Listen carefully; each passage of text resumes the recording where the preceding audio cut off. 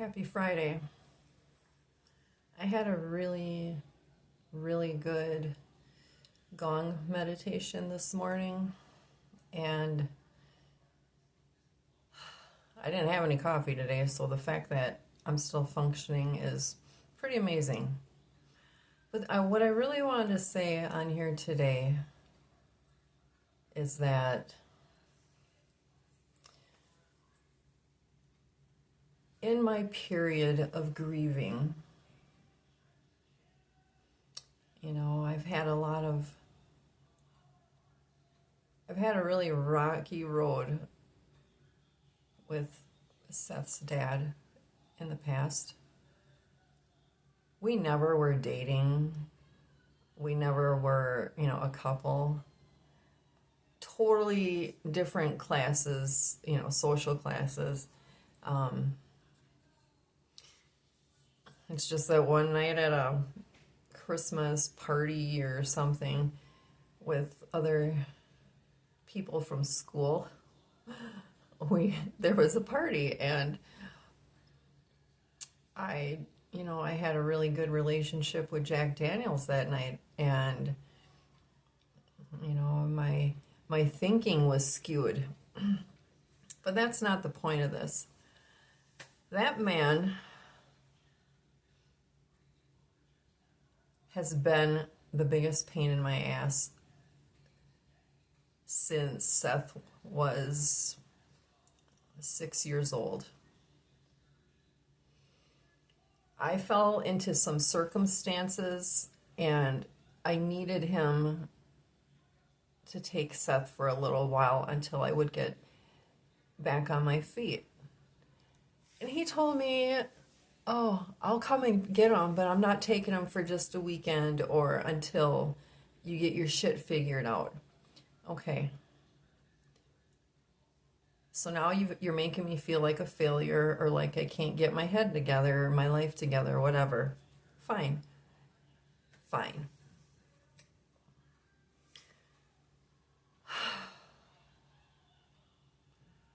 That made me feel bad. I was in a situation I really had to let him do that. Well, what came after, that's where I really believe that karma is kind of giving him a little taste of his own medicine. It wasn't long after I fell into a different situation because of very poor choices.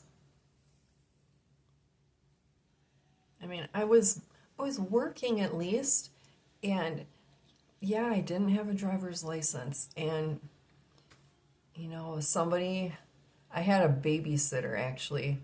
She was pissed off at me for whatever reason, so she called the cops and told them that I was driving home with my children without a driver's license. So they found me and they pulled me over, and they took my children. I'm really glad that Seth wasn't living with me at that time, but that's when his dad pulled some total fucking dick moves, like real big dick moves. Shortly after that, well, I got pulled over, and of course I was taken to jail, and I don't know why or how he found out, but he had been trying to get me to sign the papers to change Seth's last name.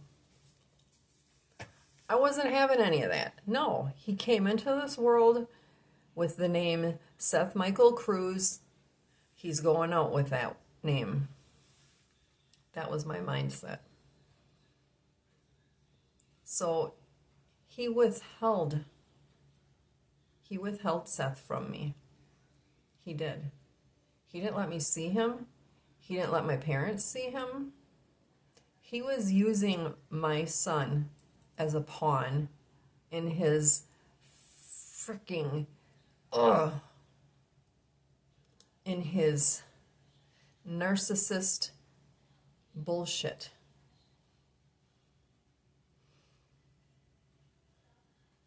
That's hard. That was really hard for me to deal with. And when I didn't do that, he decided to come to the jail and bring those papers. And his excuse was, because there was a paralegal in there, his excuse for wanting to to change his last name was because he was married to a fucking cunt, I might add, at that time. And how he's trying to have a family unit, and and Seth should have his last name. Bullshit. That's that patriarchal bullshit. And I still wouldn't sign it. So he brought those papers with, and I basically was, I felt, when you're already defeated and feeling like a piece of shit, and somebody throws that at you and makes you feel even more like a piece of shit, I kind of was like, it's just a name, that's what I said, it's just a name. Okay. So I signed the paper. I said, here, fucker, take it.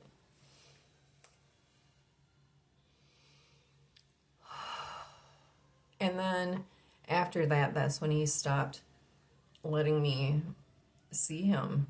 And he told my parents that if he found out that I was going to their house to visit Seth, that he would stop letting them pick him up and take him on the weekend.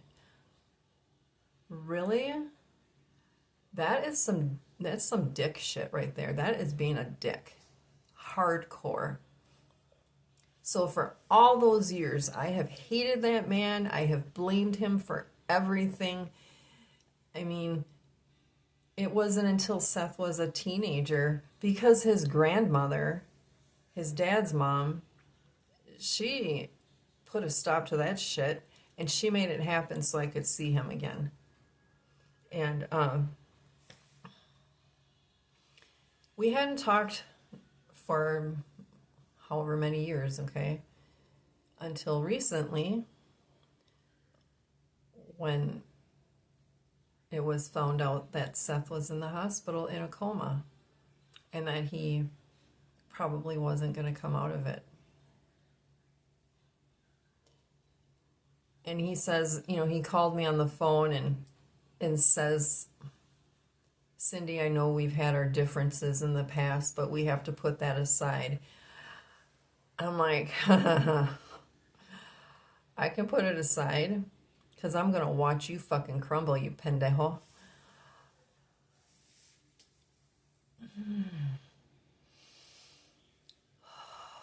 I never wish bad onto anyone. Let me first say that. I just, whatever you deserve, enjoy it. That's kind of how I kind of take things. I don't wish bad on anybody. Fuck no. I don't want that shit coming back on me or on my grandchildren or my other children. No. I don't do that. I let karma do its job. I don't want to take a job away from karma. So we finally meet after all these years because we have to.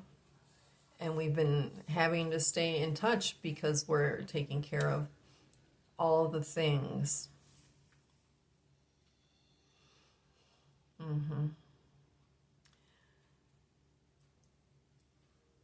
Now Seth is gone.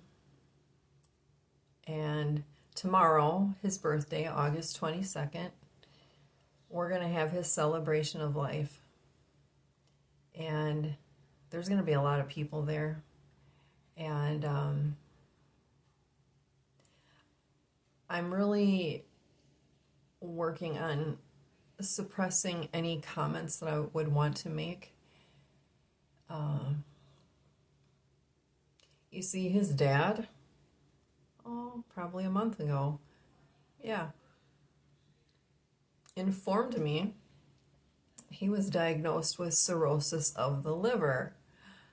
Yeah, when you're an alcoholic, that kind of happens, right? As much as I fucking can't stand him for everything that he has done, after hearing the stories of how he treated our son, things like that, I mean,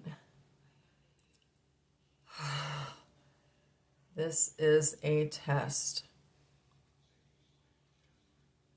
The funny thing now, I'm very aware of who I am. I am a healer. I know I could do something to help him. I could. He's not on the donor list. He's doing this medication stuff they want to try first.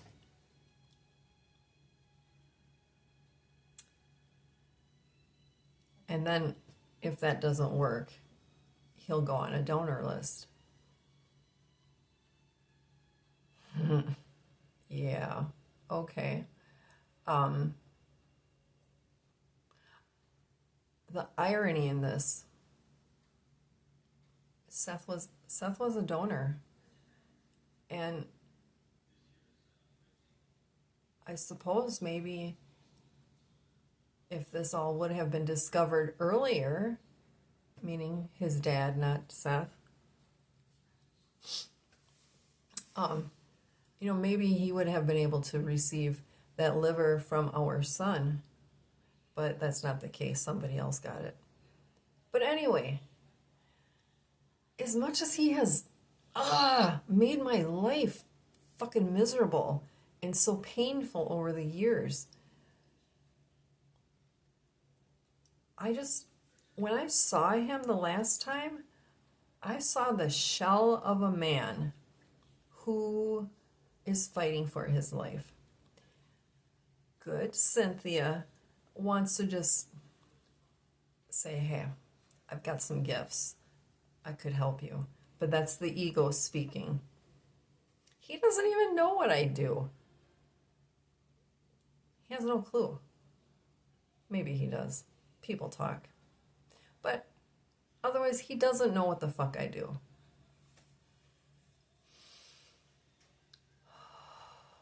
That's right. Just breathe it away. Just like you learned from Patrick. Tomorrow, I'm going to see him. It's going to be a challenging time. I mean, it's a celebration of life. We're supposed to celebrate our son's life, okay? Does that mean that there is not going to be tears?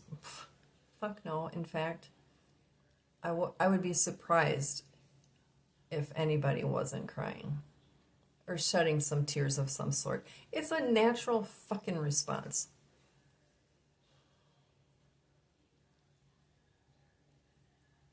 Funny how tables turn, though, and how feelings change, and how the